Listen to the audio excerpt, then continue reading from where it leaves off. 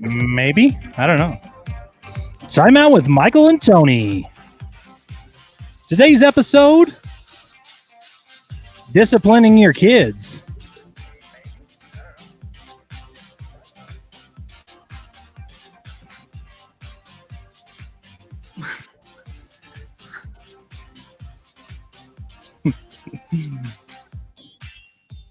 All right, here we go. Time out with Michael and Tony. Hello. Hello. Hey. Hey. Hey, thanks everybody for joining us with all of us that are here on the stream tonight. Time out with Michael and Tony. Live broadcast on Wednesday evenings at 8 p.m. So glad you guys are on listening to us morning, noon, or night. If you're watching us, thank you as well. You guys can check us out on Hushka. You can check us out on Spotify. You can check us out on YouTube. You can check us out on Google I can never do that one. Yeah, Hot Pass. Google Podcast, Apple Podcast, and all those in between. Search Google. You can hear us. You can see us. Hey, I want to give a shout out to Josh from our good friends at Midlife Vibes. You can check out their channel on YouTube, on Facebook, on Instagram. Hey, Josh, tell Becky hi for me. Are they on? Yeah, Josh is on. There you are, Josh. Big shout out to the Yaya Chronicles too and Brittany for our cool cups. Thank you so much. This is Goofy, also known as Peepo in Italian. And on my favorite Minnie Mouse cup. Sweet. Tony has put in our comments where you can put our beautiful faces on you for Spreadshirt.com at Timeout with Michael and Tony. Hey, Mike Erickson. Good to see you. Hey, Nick. I miss your face. I hope I get to see you here pretty soon. Let's see. Who else is on? Stephen Cannon. Thank you, everybody, for listening and for watching. Big shout out to our sponsor, Aspen Cinemas. Thank you very much. We could not produce this show without you. Also, Drama City Productions for letting us chill in the studio. So here's the thing, too, as well. If you guys can see now, Tony and Kayla, his beautiful wife, are on the show tonight, and we are doing our social distancing. Yeah, I'm even sitting farther away from Michael than I usually do. Normal. Yeah. Yep. He's got to keep his space. What about you guys? I'm not Justin Monk. Nice to see you. Thanks for watching. Tony, What? Kayla? Say that again. What about you guys? What are you doing, Tony and Kayla? How's it going? Everything's going pretty good. My doctor recently told me that I'm a high risk case because of my respiratory issues. So I need to stay away from people that breathe air. And so that's why I am basically home. I'm basically home until, the corona is no more. So basically we'll see you in a year. Yeah. See you in a year. My beard will be gray. Perfect. Looks like we have Christian on. Hey, Christian. And Silver Searle is watching. Hello, Silver Searle. Yeah. Sweet. All right. So tonight's episode is about disciplining your kids. Now, we thought we would talk about this, especially now because we're all confined to our homes and we are having to do some different things. And that's going to be at the end of this podcast. We'll talk about some of the differences. But really, we kind of wanted to talk about this because I think this is something that everybody could help everybody out with. I don't think there's a wrong or a right way in my mind. I always love hearing what people do throughout their disciplining their kids. So this is what we're going to do tonight. Disciplining your kids. Maybe Silver Searle should go back to his regularly scheduled YouTube program. Which is this one. Uh-huh. I don't care if he watches. I'm just trying to be funny-ish. So let's start it out, Josh. I feel like I'm talking to Josh. Tony and Kayla, what pushes you to that limit where you're going to discipline your kids? Where is there a thing that you go to? Yes. Where do we start there? disciplining your kids? What do you do? What's the discipline, and what gets you to that point? Do you give them breaks? Do you wait? My fuse is a lot longer than Tony's is. And I homeschool our 4 kids. And so I've kind of learned not to nitpick the way Tony does.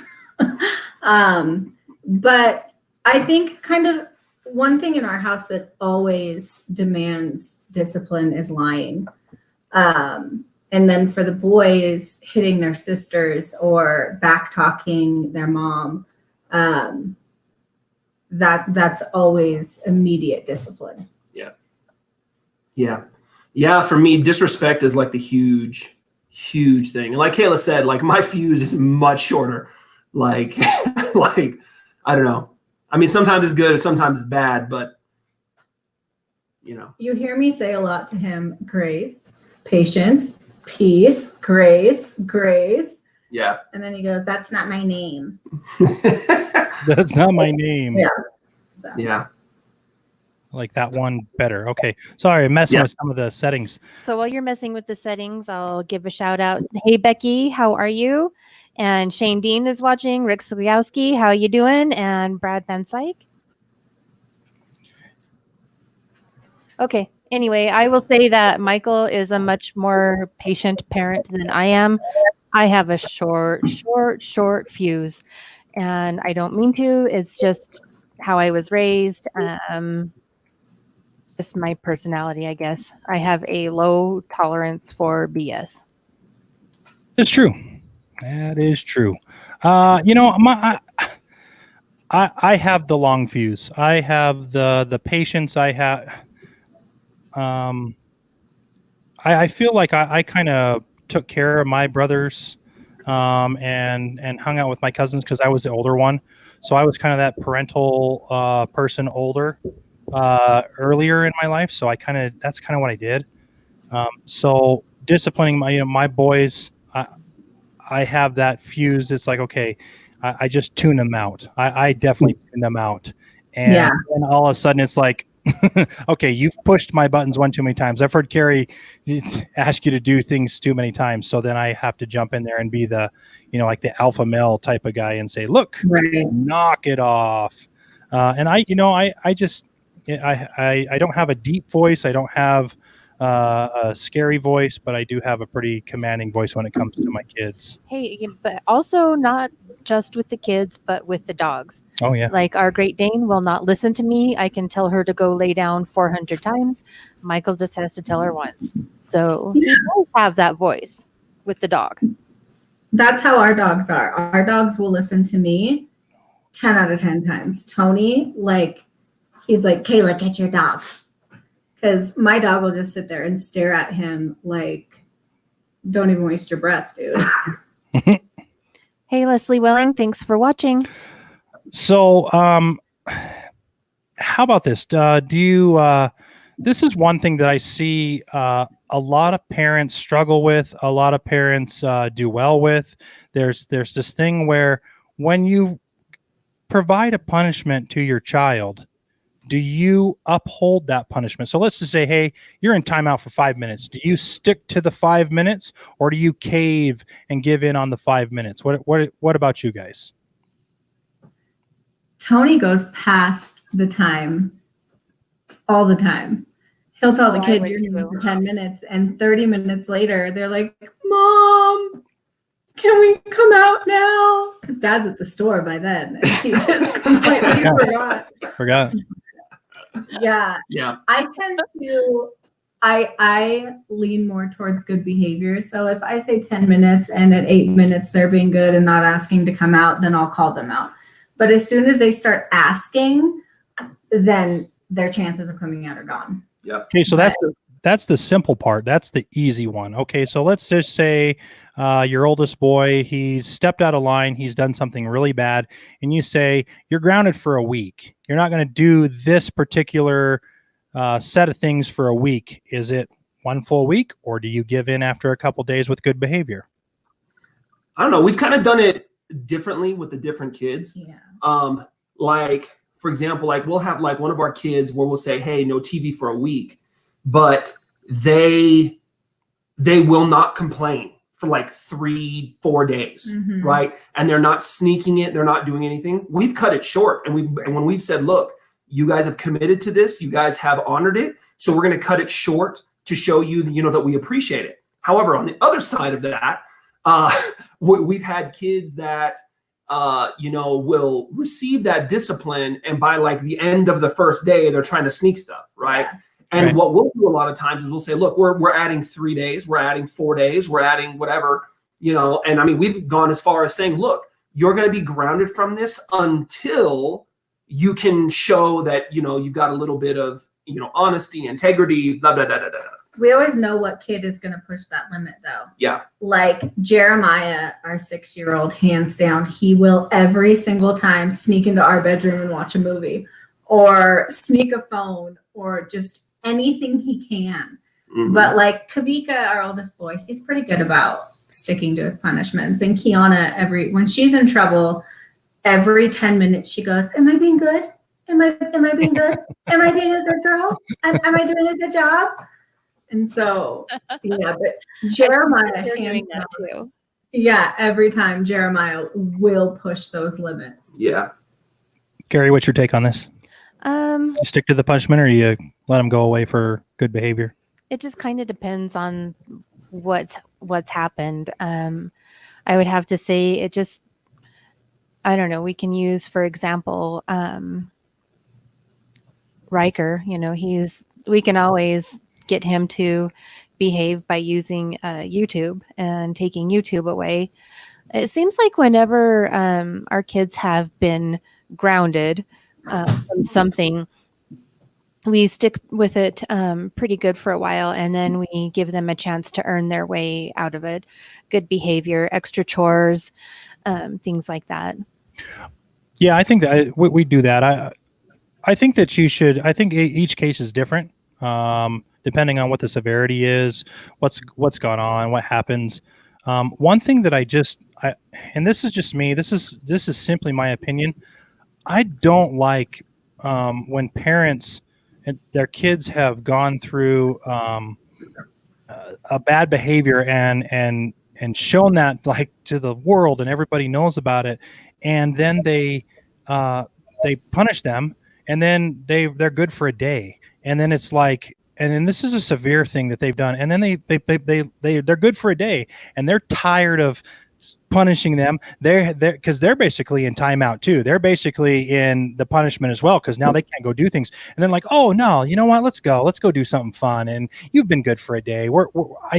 I think that just does not show that child that. I mean, that just shows them like, well, if I'm good, I can get out of it. But if I'm bad, they'll ground me for a second or tell me I can't do anything. But then, don't let anything fall from the sky there. Sorry, those of you that are listening, we're watching the video, and Tony and Kayla were like looking up at the sky, like something might have been. It's this. The sign behind us. So, but anyway, that's something that I just wish parents would stick to their punishment a little bit more. Now, again, there's different cases for each thing, but when things are, when that child does something that is pretty severe, you need to stick to that punishment. And as much as it hurts, I'm going to be the first one to say, my oldest son, Brooks, we told him he had to do good grades and have good behavior, or he couldn't go to Disney on Ice, right? Wasn't that what it was? Monster trucks. No, when he was little, he ended up missing when we went to Thomas the Train. Okay, so Thomas the Train comes out in Heber, and they put this big train that looks just like Thomas the Train. We went out and did that, and we told him that if he didn't straighten his behavior up, he wouldn't be able to go. And I already bought a ticket for him. I couldn't. He behaved badly, and as much as I wanted to take him, because I want to enjoy those times with my kids. I want to enjoy those times and them enjoy their times with us. But sometimes you just have to be the parent, and you have to stick to the punishment. It's hard, folks. It's hard to do that. It's not something that is easy, and it's painful. I mean, every one of us has been through it that is a parent. And I would encourage you to continue with your punishment. And again, each case is different. case by case, but try to stick with your punishment. And if it's something low, we can move on, I guess, is the thing. So leading into that, something that I want to share: when I was disciplined as a kid, I was spanked. I was spanked with a hand. I was spanked with a wooden spoon. I was spanked with a belt across the butt. In fact, there was a couple times where I was kicked in the butt because I was so being horrible. I was bad. Your mom would say you were a very naughty kid. That was horrible. I was naughty, and I deserved every one of those. But I vowed when I grew up as a parent, I would never spank my kids. And I can count on this hand how many times I've spanked my oldest boy, and maybe a couple more on the youngest one. I don't spank them. I don't. I think that's, for me, it's just the extreme. It works for other people. I am not saying that it's not a bad thing. I don't care what the times say, whatever. You deserve a spanking. You're going to get one. I can raise my voice and I can start counting to my kids, and they pretty much settle down. But that's because I think I've instilled the fear to them by when I told them I was going to spank them, because I didn't hold back. And I said, if you don't want this again, then listen to me when I start counting. That's kind of where I was at. So, what about you guys? I mean, where are you guys at with that whole thing when it comes to physical contact with your kids when disciplining them, spanking them? Do you guys do that? So half of our children respond better to being spanked. Yeah. Like timeouts for our kids or being grounded for our kids, that's nothing to them. Like they don't bat an eye at it. But there are certain things in our home that immediately require getting a spanking. And some of our children have been spanked a lot more than the others. But like lying is one of those things. You lie, you get a spanking, period.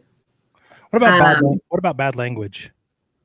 So we try really, really hard to not shelter our kids from that, but it's not something that's allowed in our home. We've had people come over to our house, even just friends, and they'll drop a word that our kids know is not okay, and we'll immediately tell them, we don't talk like that in this house. Sorry if it offends you, but not sorry. So there have been a couple times where our kids have slipped. Like they'll hear something from somebody, and like I scared my cousin one time and he cussed, and then the very next day from the other room, I hear our 6-year-old screaming the F word because somebody scared him. And that did not fly with me. And it was a new word. Like he'd heard it before, but he'd never heard it in our house. And so it was like, oh, let's test this. Let's see how this goes over. And he has never said it again. But that's one of those things. Bad language is one of those things that we don't tolerate. We just don't. Yeah. And I think too, we try to talk to the kids, you know what I mean? Like right. As much as possible. And so but we'll have episodes where our kids will kind of get that little alpha sense about them, and like, for example, like one of our kids here about a month ago, I was like, hey, if you don't stop that thing, you're going to be in trouble. And they started doing this thing, and I started counting 1, and they looked at me and went 2, 3. And I was like, you got to twitch. Go to your room. I'll be in there in a minute. You know what I mean? Yeah. And so for us, it's definitely case by case. Like we try to have conversations with our kids. We do have a couple of those things where, it is, like Kayla said, lying, if it's like over the top disrespect, like if somebody's like purposefully trying to like hurt somebody in doing something, a lot of times that will lead up, like we'll have a conversation and then, right. We'll say the consequences, you're going to get spanked, or the consequences, you're going to get this, things like that. But we have days, we have weeks, good and bad, like most, but yeah. We were talking to the boys tonight, and even our Italian exchange student, And we're Yeah. like, have you ever had soap in the mouth? After having talking back, using bad language like that, being disrespectful. I know when I was a kid, I got soap in the mouth. Sure. Yep. And I'm halfway blind in one eye because of that. Thanks, Kelly Jones. Thank you. Soap poisoning. Anyway, that's what it is.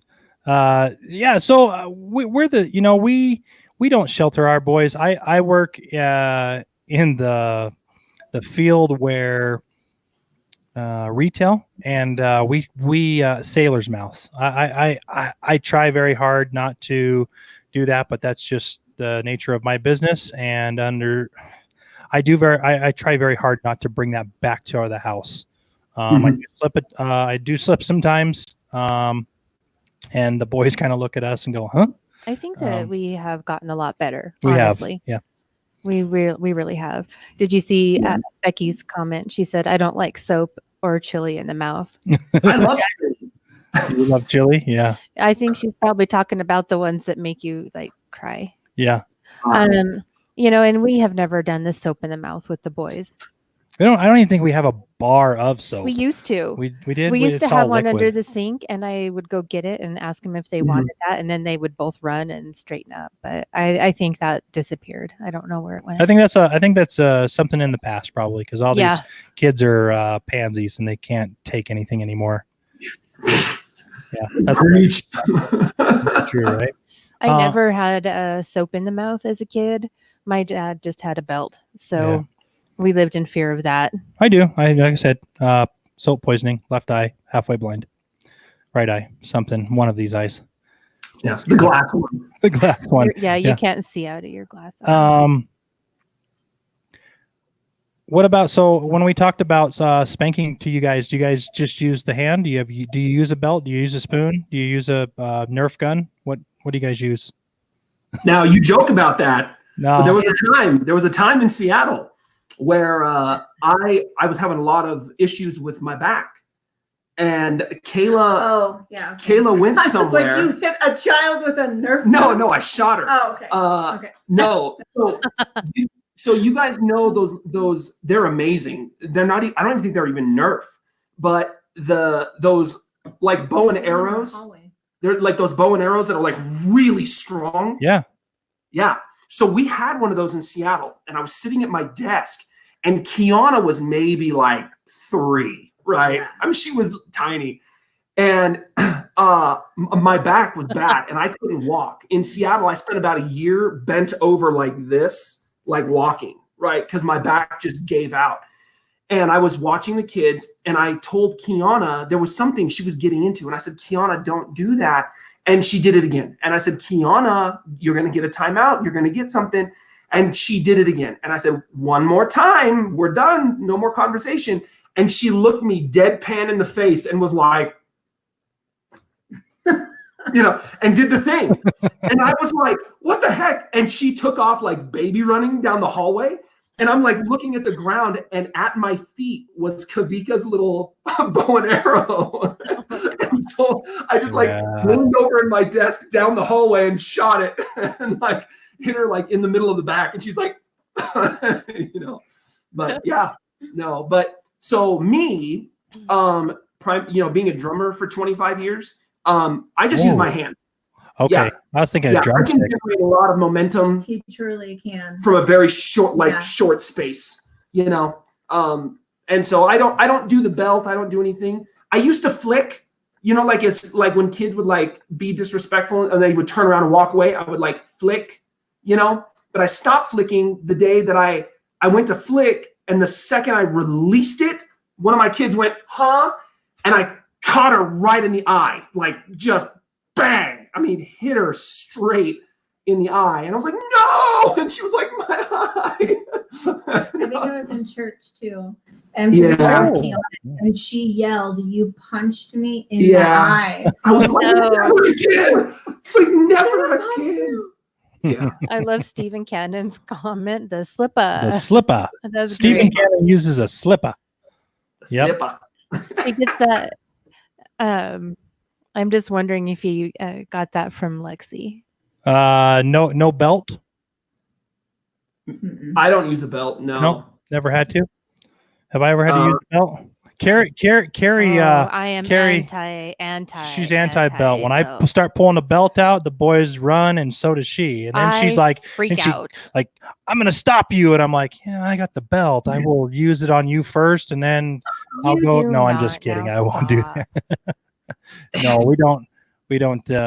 I think I've only threatened the belt like 2 or 3 times. Yeah, You had the belt. That's why it scares you. it's horrible. It's not a fun thing. I can tell you that. I I can don't tell you even that. want to talk about it. I'll tell you a fun story after this whole thing about what my last punishment was as a kid. It was pretty cool. Pretty cool. My kids laugh at me when I spank them. And so I have gone to a spoon because I'll swat Jeremiah and he'll look at me and smile and turn around and walk away. And I'm like, oh, no, come back here, please. And then we proceed. But Proceed. yeah, but I have an issue with the belt. Like, for me, spanking is not supposed to hurt a child.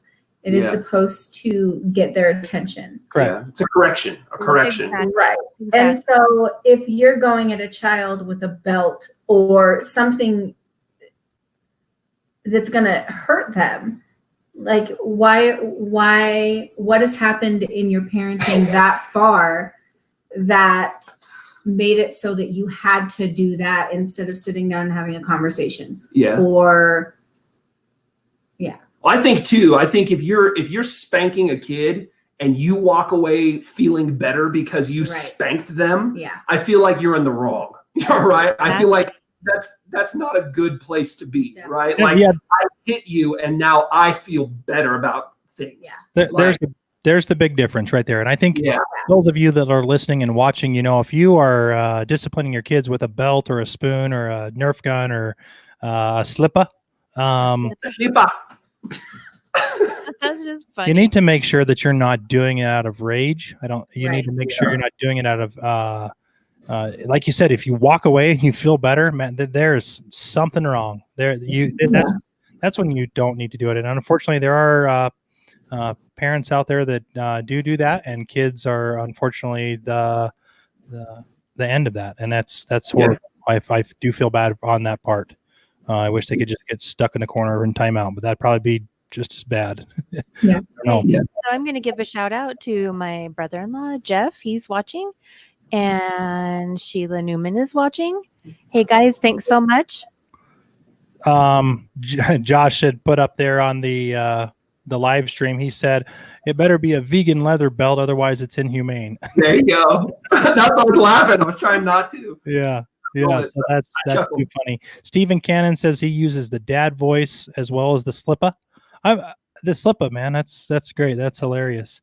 Timeout and grounding for you guys. Does that work for you guys? For me, grounding has worked for my oldest boy. The younger one,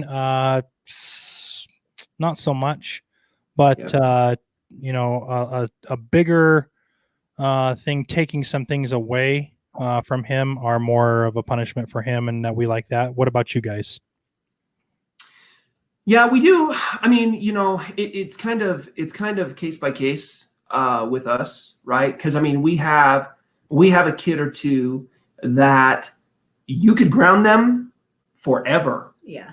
and they do not care. They do not They care. enjoy it. Yeah, they enjoy kind of The solitude. the solitude, Yeah. and all that. And so, like, I mean, for example, right? Kiana, a while ago, we had a lot of attitude issues and things, and so we said, hey, you know what? You're going to be grounded from TV. You got to go clean your room. You got to do these things. And she wasn't doing any of these things, and so hey, next day you need to clean your room. We went like 3-4 days, and we're telling her, you got to clean your room. You got to pick up stuff, and she wasn't doing any of it. And we said, listen, you are grounded until your room is clean. And we held to it. We said, and her room wasn't even all that dirty. It's like a 20-minute job, This was like a year and a half ago. This was like a year and a half ago. But she she sat there for like 20 something days in a row. And we just kept encouraging her, you need to clean your room. You need to clean this. She's like, I know. And she just sat in there until we had something that we wanted to do as a family. That thing was done in 5 minutes. She wanted to do like family movie night or whatever. We were like, my gosh, what the heck? So we try to get a little bit more creative with, the kids that grounding doesn't work all that much with, and it's kind of like half of our kids respond to grounding, the other half love it, so I think too, the dynamic has kind of been thrown off for us for probably almost the last year now, because we've had my brother-in-law and my sister-in-law living with us, and then my cousin living with us. And so the entire dynamic of our family has kind of had to evolve a little bit. And so it's been weird just adjusting to, because even how we discipline and what works has changed a lot since we've had different people living with us. And it's just kind of, it's something that's always evolving. Yeah, it's hard when you have other family members like that, or even friends over that are hanging out. It does change things on how you're able to, or how you decide to discipline. Josh puts up on the live stream, he says, when my mom would take away the landline phone before cell phones, life over. Yeah. What is a landline, Josh? Most people listening are like, what is a landline? That was the phone that was connected to the wall that had a cord that came out of it. Later in the century, they came out with a cordless one, still connected to the wall. Yeah. I'm super young. I know what a landline is. Thank you very much. Okay. All right. Good deal. That's all we needed to know. Carrie, do you think grounding and timeout works for our boys, or no? Very much so.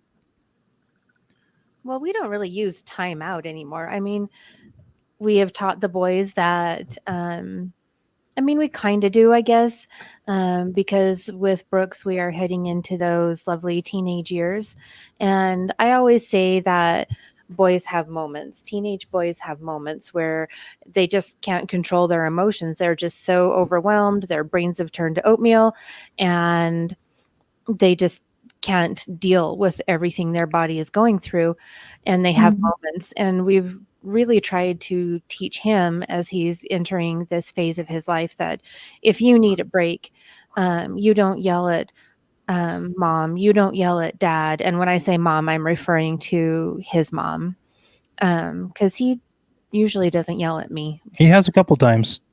Well, but still, we tell him, you don't yell at mom, you don't yell at dad, and we try and teach him to interact with his brother in an appropriate way. And we tell him that if you are so overwhelmed, you need to take a timeout. Put yourself in a timeout before we put you in that timeout. And I think he's doing a little bit better with that. Mm-hmm. There are times he has to be told to go take a timeout because he just gets so emotional and overwhelmed with things. And same with Riker. There are times we have to turn off whatever he's doing or send him to his room for a timeout. And usually about after 30 minutes or so, he's calm and it's over. That's kind of one of the nice things I think about boys, is that they have their moment and then it's done.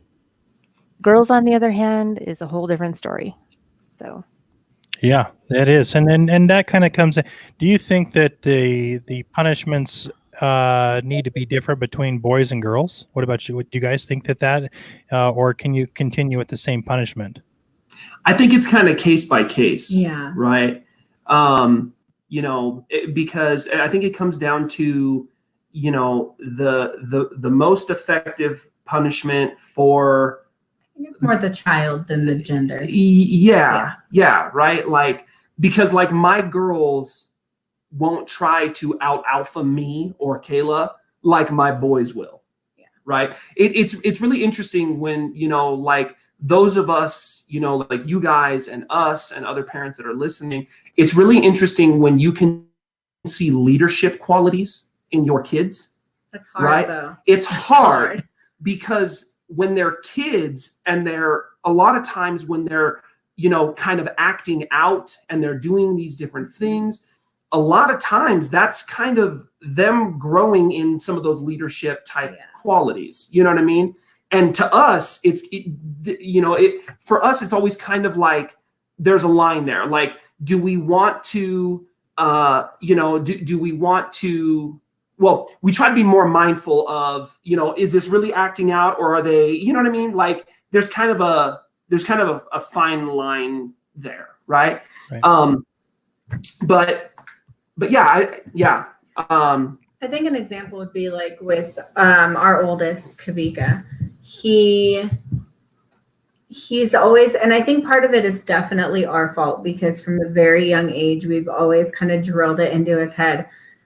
You are also responsible for your brother and your sisters. And so if you're in a room with them and they're doing something they're not supposed to do, if they're picking a fight or something, as the oldest, you need to step in and show them the right way to act. Mm-hmm. And that kind of turned around and bit us a couple of times, because that now he's 11 and we're like, get off your sister's back. Like, you're not her parent. And then I pulled Tony aside probably 6 months ago, and I was like, I told Kavika that he is nobody's father. And then I realized that for 10 years, we've been saying they're your responsibility also. It's a big responsibility to be an older brother. You have to help them. And then I was like what we did. Like a fine line, because I know I catch myself telling Brooks all the time, you're the brother, not the father or the mother.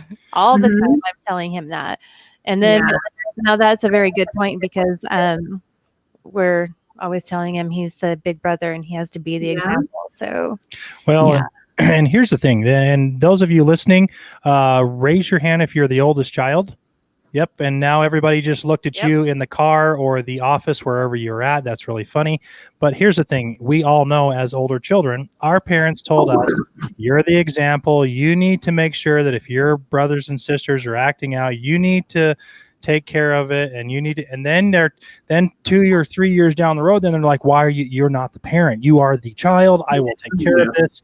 Look, we're all guilty of this. And you only figure it out when you go, just like you got, we all have been there, and we're sitting there telling them, look, you are not the parent. And then you're like, oh no, like last year I told him he needed to tell Riker not to do this. And now he's trying to do that. And Riker's getting all hussy about it. And then we're getting mad because he's not. Yeah.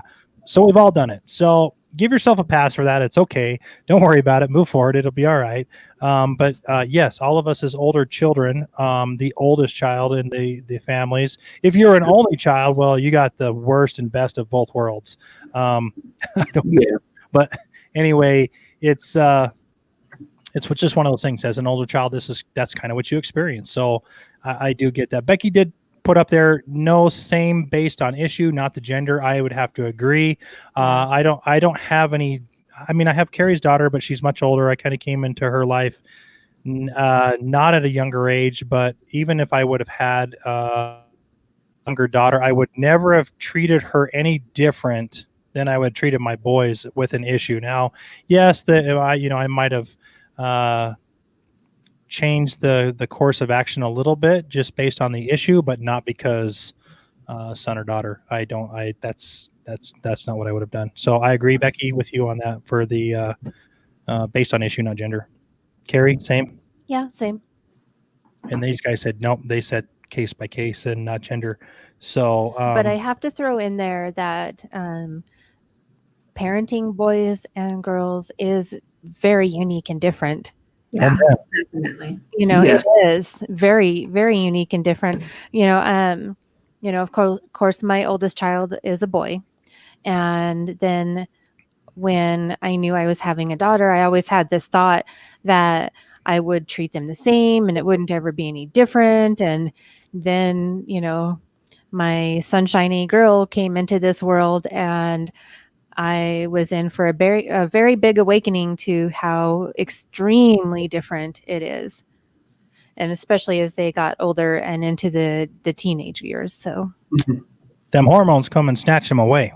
Yeah, I always say that, my daughter was my little best friend and my buddy and just my little she was just amazing. And then the hormone monsters came and stole her, and I was like, I didn't see her till she was like 24. Yeah. She came back We're to gonna me. have 4 teenagers in the house at once, and that is terrifying. Yeah. Absolutely terrifying. They have I'm gonna libations for On that. my office. You what? I'm gonna put a lock on my office so I can just escape. Yeah. Good luck. We'll be here. We'll be here for you. And you can Yeah. refer back to this podcast when, Yeah. however you need to do. We'll do a follow up. So we're going to go into the last bit of this. Punishment as you were a kid that you can remember being punished as a kid. Do you relay those same punishments to your children now? No. No. No? So it's all different. Tony, I'm going to have you go first, and then I'm going to have Carrie go, and I'm going to have Kayla go, and then I'll finish. And then I want you to end with the most memorable punishment and story that you can remember after you're done talking about this subject. So my punishments were always the ones I got as a kid. They were always pretty hard. My mom was a great disciplinarian, and my dad, an avid disciplinarian. No, I mean, like my mom. I mean, I would get spanked and stuff, like and stuff. My mom would spank me, and they sucked, right? I mean, they were terrible. My dad used to whoop me, but like in today's standards, he'd probably be arrested. You know what I mean? Yeah. Like, I mean, yeah, I don't really know. I mean, I was actually talking to my mom about this right before we jumped on here, and I was telling her some of the stories, and she was like, I had no idea that even happened. My dad hit me so hard in the butt that my legs flew out from underneath me and I landed on my shoulders. You know what I mean? Like stuff like that. Yeah, no. Would I ever, parent, discipline my kids the way my dad did? Heck no. You know what I mean? Yeah, my dad saw the line and took a running jump over it. And so, yeah. Carrie. That was my childhood. Hold on. Story. What? Story? What's one that sticks out and you're like, man, that was no good. No bueno. So, and this is like, I have a good friendship with my dad. I'm going to share this story, but I want everyone listening to know I got a good friendship with my dad now. We got a great relationship and everything. He made some pretty terrible choices when I was a kid. You remember the Super Soaker 30? It was like the orange Super Soaker with the yellow barrel or the yellow thing with orange gun, Yep. My dad lost his cool one time and in a disciplinary moment struck me with that so hard the barrel snapped. And so whenever I think back on like the disciplinary and like the moment I got, disciplined, that sticks out the most in my mind was that, Yeah. And so, yeah, it sucked. That was not good. Not good. And for those of you listening too, I've heard Tony talk about his dad, and they have an amazing relationship now. Things are different back then, and all of you that are of the age between, I would even go as far as maybe like 70 to 30. Those when you were a kid at that point in time, the discipline. I can't say it either now. The discipline was a lot different. And it has evolved, it has changed, it's different, and that's okay. It's not like it needs to come back. Please, Lord, no. You got spanked in school, and people could tell us all these, horror stories and war stories. But I would, it's just echo Tony's comments. Those of you listening, those of you watching, he's got a great relationship with his dad. So different times, and it'll be the same when I get to my story too. Carrie, what about you? What? Do you discipline the same as your mom and dad did, or? Oh, heck no. No. I sure don't. I think that, the generation of parent that I had, my dad, of course, we stepped out of line and we got the belt, and it was horrific. And I don't know that I really want to talk about it so much more than just to say that. And I can't think of a time where I used a belt on any of my kids, and I don't think I ever could. And then years later, when I was grown and had my own kids, my dad later came to me and said, I'm sorry. I know that there were times that, things were just not great for you and your sisters, and I feel bad. And if I could change it, I would. And, he felt bad for a lot of the stuff that he did. Cause, like Tony said, I really think that, by today's standard of parenting, it would have been considered child abuse at times. Yeah. But I didn't ever hold that against him because even though that was the harsh punishment we got, we always, always, always knew how much our dad loved us. As strict of a disciplinarian as he was, he loved us that much harder. So we always knew how much he loved us. And my mom, she wasn't the disciplinarian. She was one of the, I'm going to tell your dad. And that pretty much straightened us out. And the only fun story I can think of. Fun story. Oh, this is a fun story. It's fun. It's fun. So I'll just lighten up because this is a tough subject. Hey, Wano. How are you, Juan? Sorry. That's okay. This is kind of a tough subject because, we all love our children so dearly. And, even though discipline is something that they need, it helps them grow into good humans as they become older. It helps them know that it helps teach them boundaries and guidelines, and it helps them discipline themselves as they grow older. And I think it's needed. I just want to kind of lighten it up just a skosh and say one time, so my parents were so strict about me getting my ears pierced. I got my first, I got my ears pierced when I was 13-ish. And that was even a struggle. But then it was around that time that getting, your second, your second holes was really super popular, and all my girlfriends were doing it. And my parents were like, no, you are not doing that. Well, my best friend had her second piercings done, and I was beyond jealous. And I had my own money because I did a lot of babysitting. So I thought I would be sneaky and went downtown to the jewelry shop, and I had a second piercing put in my left ear only. Because I thought that if I just did one side at a time, they would not notice. I was wrong. Oh my gosh, I was wrong. And I got grounded for 2 weeks, and I will tell you that it was the longest 2 weeks ever. But I think I still look back at that and think it's really kind of funny. They didn't make me take the piercing out, which was good. But and I never did get to the right side done ever.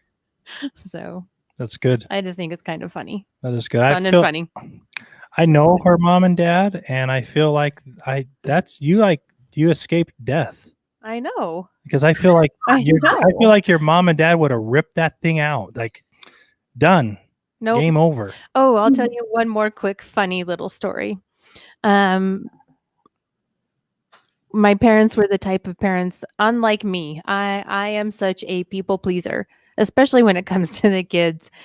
When my parents made dinner, you ate what mom made, period. Or you went hungry. And this one time, my mom was making quiche, and I absolutely hated my mom's quiche. She could not make a good pie crust for anything, and it just made the whole thing taste rancid, in my opinion. And we were all sitting at dinner, and I'm picking, and it's annoying the crap out of my dad. And he's, yelling at me, eat your dinner, your mother made this dinner, rah, rah. And my mom's like, don't you know there are starving children in Africa who would love to have that food in front of them? And I said, well, you can put a stamp on it and send it to them then. Needless to say, I got backhanded by my father faster than anybody could even blink. And I got sent to my room. And to me, I felt it was really worth it because it was disgusting dinner anyway. So anyway. That's funny. Those are my funny, memorable punishment stories.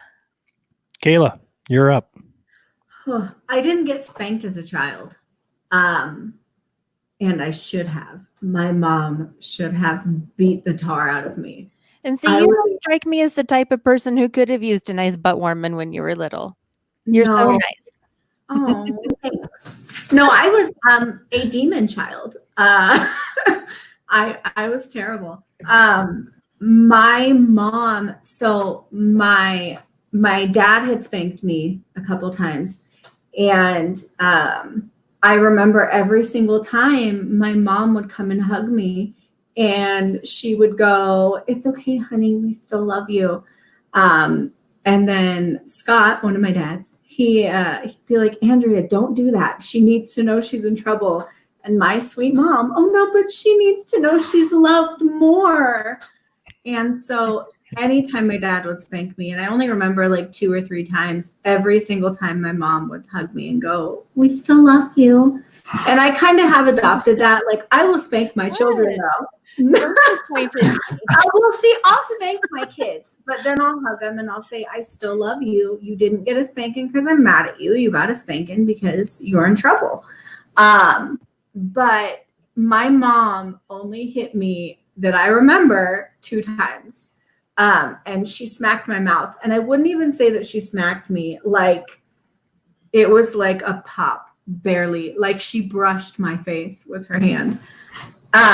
She was like, and I lost it. I bawled like a baby because my mom never hit me. But I was a teenager and lost my mind, like I did often as a teenager. And I was screaming in her face, and I called her, both times she hit me, I called her a bad word. But I remember one time I was in her face screaming. I was a terrible child. And that's why one of the reasons that I don't deal with my kids' garbage. Like, I cut it out real quick because I don't want my kids to be me as a teenager. But my mom, one time I was in my mom's face and I was yelling at her, and she smacked me in the mouth, brushed my lip. And I was like, "How dare you? Why do you hate me?" I'm looking back, I'm like, "Oh, you were such a nasty child, Kayla." Like, I was a bad kid. I really was. Yeah. I should have been hit more. I tell my mom all the time, "You should have beat me. Like, you should have hit me." But yeah, that was the extent of my discipline. Like, my mom would ground me, but I would always get out of it. Tava, it's nice to know you've always been dramatic too. Oh my gosh, Tava, you are one to talk there, girl. Yeah, for real. Tava has a flair for the drama. Yeah. Which I love, by the way. I love that about her. And so I think sometimes, and I know I did this, when you're a parent and you see what parents have to kind of go through. I mean, of course, it's different, but I know when I was a younger mom with my older 2 kids, I called my dad and I'm like, "I'm so sorry." Haven't we all? I'm so sorry. Haven't we all? Yeah. I was a horrible child. I'm so sorry. My mom said she always made it a point because her dad told her, "I hope your children are 10 times worse than you are." And oh my gosh, really? My mom told me, she goes, "Honey, I never said that to you because I did not want you to lose your mind." And I was like, "Oh, thank you." I think can handle something like that. I think I'm so guilty of saying to my daughter at one point, I hope you never have a child that's as mean as you are. Yeah. I didn't, it was kind of like the opposite curse. I hope you have a child just like you someday. I'm like, I hope you don't have one like you someday. Yeah. I haven't got to that point yet. I'm about ready to tell my boys that. I'm close. Something mean. What? I don't know. Still the fear. For me, I was, I got put in timeout. I got grounded. I got spanked. It just depended on what I did. And I was a demon child too. There was a couple times we had a tree house out in the backyard. I, in fact, moved out into my tree house for 2 or 3 days, but I still came in for dinner. Cause I had to eat, but I lived in my playhouse and took my blankets and my clothes and my suitcase and everything out there and lived in my playhouse. It was pretty rad. It's pretty rad. Yeah, it was, except for, like I said, I'd come in for dinner and my mom just looked at me like, okay, feeding you. I would, if I chewed with my mouth open, if I said something wrong, if I chomped my gum, I was backhanded. And it wasn't just a simple tap. It was a hard backhand from my mom. I can remember one time I was doing laundry and I telling my mom that it was a bunch of BS that I had to do the laundry. And she said, you're going to learn how to do it. And I told her she could stop being a, what? And yeah, my mom knocked me clean on the floor. And from that day, it was kind of like, yep, I'm not going to say anything more to my mother. And then, of course, my dad came home and that was game over. It sucked. My story ends with this. My dad used to spank me with his hand, with a belt, with anything he could get his hands on. It just depended on how naughty I was. And I was like one of those kids that was like, bring it on. Like, that doesn't hurt. And so the very last time I was ever punished, I can remember my dad coming in and said, okay, here's how this is going to go. You can either be spanked by me with a belt 3 times, halfway. I'm not going to go all out. 3 times, just normal, or I'll let you spank me once with the belt, but know that I'm going to spank you with all I can have. And you get to do it first. And I was like, really? Like, this is perfect. Like, I get to spank my dad. I want that. I want that one. And I did. I swung as hard as I could, because you're like thinking, yes, he's gonna feel what I've been feeling. I can't walk for days. And I did. I spanked him and he got right up. He was quick up and he was like, hey, your turn. And I'm like, really? Like, I just gave you everything I could. 13 years old, spanked you as hard as I could. It fazed him not one bit. And he got up and I bent over the bed and he spanked me as hard as he could. And I felt it for days. And when that was over, the relationship between me and my dad was next to, it was a lot. It wasn't bad. It wasn't like that was a bad punch. It was kind of a fun punishment. But it did hurt. And he never spanked me with a belt, a spoon, a hand, anything ever again. It was never anything like that. And I was thankful for that, but because he could hit pretty hard. But it was different times back then. I remember shooting a window out with a BB gun. And I came home and the cops were called. I got to the garage. He bent me over a cooler and he beat me with the BB gun. He broke the BB gun in half.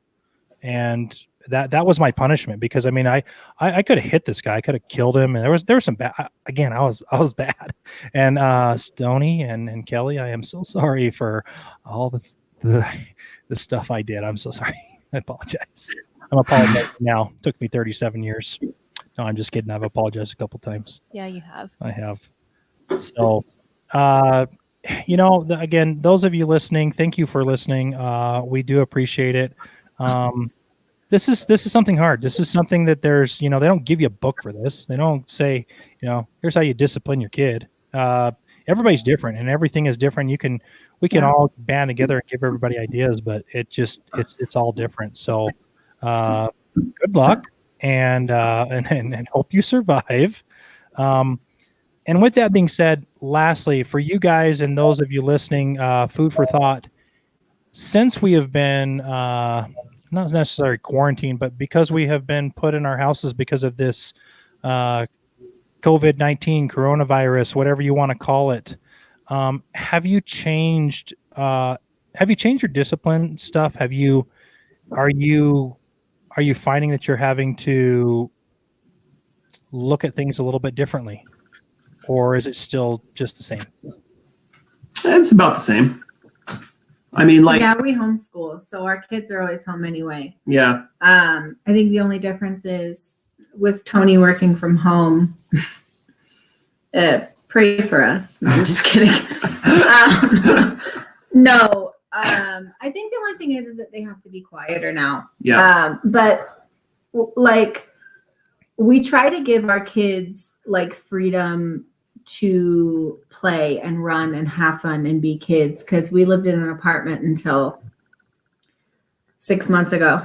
And so we want to kind of give our kids that freedom to do those things. But yeah, since Tony's working from home now, they just have to be a little bit more quiet, and that's about it. yeah. But I try to plug in too. Yeah. You know, I'll rock out some old school punk or something like that.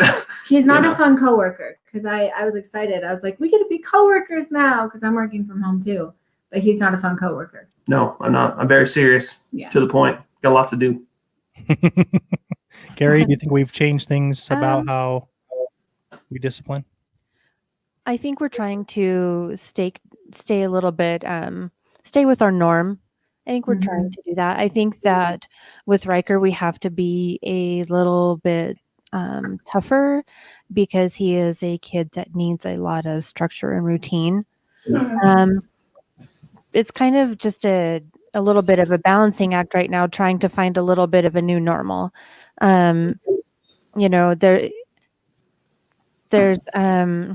a lot of feelings going on right now with this. So we try to know when he needs to have his space, and then we need to know when it's time to be tough, provide the structure, provide the routine, so that he feels a little bit like he's still normal.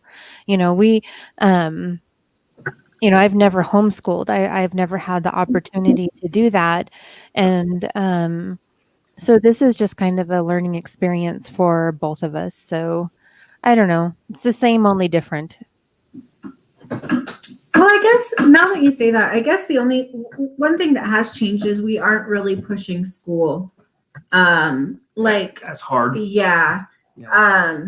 Just because for us, I feel like our kids kind of need that distraction, so that they don't feel like this is a time to look back on and be terrified and scared and have like this strict schedule. Because our kids, they thrive in controlled chaos, if that makes sense. Yeah, it does. And so we right now, like, they aren't even really reading much. I don't have them sit down and read like they would their chapter books or whatever we would do day to day.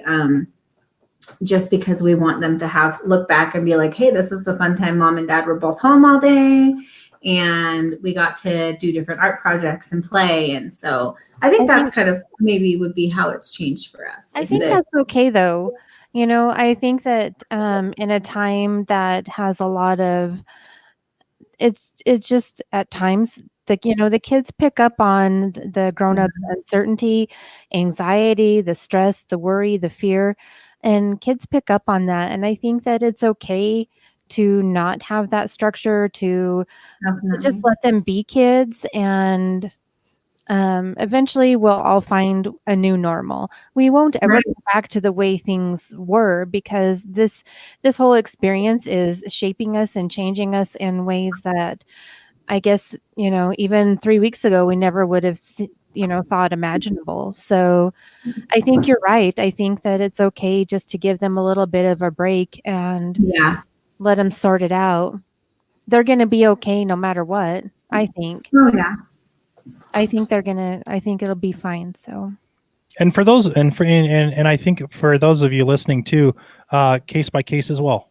if you feel as though your child needs that structure and needs to continue to do the schooling, and they're going to miss that, don't be afraid to do that. Don't be afraid to implicate the schooling. I mean, because we kind of have done that.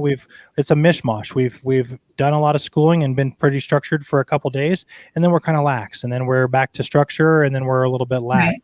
And props to all you guys that have been homeschooling for forever, because you know what to do. This is easy for you, so you know how to do that. And again, I don't think there's any right or wrong, but if it works for you, use it, please. If structure works, use it. If being lax works for you, use it, because again, like Carrie said, uncertainty is the biggest thing that these kids are picking up on, and we all have no idea how and where this is going. Even as we talk with our foreign exchange students' parents in Italy, who have seen this at an extent we have not seen in the U.S. yet. Well, not where we're at anyway. Right, yeah, where we're at. And I think just talking with Josh and Becky from California, they have not even seen what Italy has seen. And they're doing okay. They're doing okay. What the media produces for us is, I mean, this is not something to just whatever, but, I just think that we need to know that find your norm. Yeah, find your norm. It's not going to be like it used to be, but find your norm. Find what works for your people. That's it. That's it. Well, Tony and Kayla, it's been fun doing a podcast with you guys this way. I love it. The only thing that would make this better is if we were all here together. I know. But hey, we're doing our part. We're doing our part with the social distancing, and I hope everybody else does this as well. It's only going to further us to get out and be back to not being as confined and not having to have the 6-foot rule. I feel like that's like normal in some countries, some places. So Kayla, I have wanted to do a podcast with you forever. So I think that here in a couple of months, when we can have this silliness, we'll do one. It'll be a lot of fun. Yes. Absolutely. Hey, thanks again for watching Time Out with Michael and Tony. I know this has kind of been a new experience for you, and we enjoyed it. We liked it. We've been talking about it for a couple days now, trying to figure out how we would make this work and still be here for you guys. So we hope that this has been a fun experience for you guys. If you like it, let us know. If you haven't liked Facebook or YouTube, go out there and like it. Tell your friends, have them like it, share it for them so they can like it. Click on the like, click on the subscribe, hit the little notification bell so you know you're coming in. We have been able to change the YouTube channel from Time Out with Michael to Mike Out with Tino. Michael and 7. Yep. Time Out with Michael and Tony now. YouTube find that for me. Thank you so much, YouTube. You can tell that Michael's been hanging out with Carrie a little too much lately. Yeah. Starting to sound just like me. Skipping over my words and fumbling. Thanks, Aspen Cinemas. Thank you to all of our Patreon members. We do appreciate that. We couldn't do this without you. If you want to put your faces on us, our faces on you. Wait, how do we do that, Tony? Michael, you need to let Tony This talk. is Tony's. Go ahead, Tony. This is you. Tony, go ahead. Talk about your face. Your beautiful yeah, hair. if you want to wear our faces on your body, click the link in the chat. And just so everyone is aware, Tony wouldn't have this for you guys for your viewing pleasure if it wasn't for me. That's true. So you're welcome. Wow. Yeah. Whole new podcast. Yeah. You're welcome. Yeah, we could do a whole podcast on the beard. We could. Because if he ever Story shaves behind it, the he's beard. getting a divorce. I'm growing mine back. It's coming back. It's not as prominent as our logo, but I'm getting there. Hey, again, thanks everybody for listening, watching. We appreciate you. Find us on Apple Podcasts, Hooshka, Google Podcasts, Spotify, iTunes, and anywhere in between that has a podcast platform. We are up to 2,500 listens now in our Hooshka app, and we are over 8,000 on Apple. So we have some listeners out there. People do enjoy us, and I hope you do. If you have any ideas for us that you want us to do, shoot us a message. You can do that. And we appreciate you every time. Okay. Here's the weird part. See you, everybody. Woo!